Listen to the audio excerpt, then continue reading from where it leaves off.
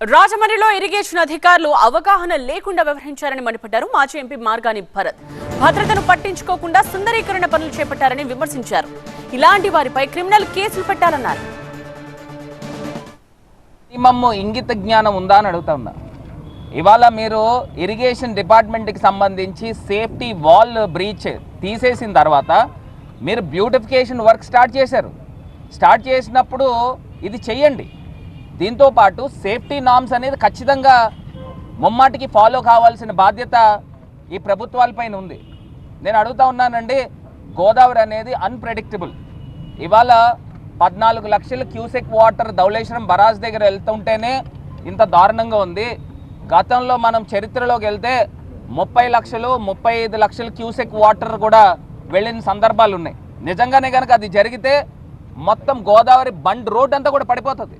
ఒకవేళ పడిపోయిన తర్వాత ఆ బండ్ రోడ్డుకి కిందన అంతా కూడా రాజమండ్రి అంతా కూడా స్లోప్ అంతా డౌన్లు ఉన్నాయి. ఏమవుతుందండి, గోదావరి నేరుగా వచ్చి రాజమండ్రి మీదకంతా కూడా వాటర్ వెళ్ళిపోయే ప్రమాదం లేదా అని అడుగుతా ఉన్నా. గతంలో ఇలాంటి ఘటన జరిగినప్పుడు మార్కండేయ స్వామి గుడి దగ్గర ఏదైతే పశువుల యొక్క గోశాల ఉందో ఆ గోశాల ఒరిగిపోతే అక్కడ ఉన్న వీరభద్రరావు అనే ఈ 4-5 సంవత్సరాలు కోర్టుల చుట్టూ తిరిగారు. నేను ఖచ్చితంగా చెప్తున్నా, ఈ గోదావరి మట్టి జారిపోయిన దానికి ఖచ్చితంగా క్రిమినల్ కేసులు కట్టాలి వీళ్ళపైన.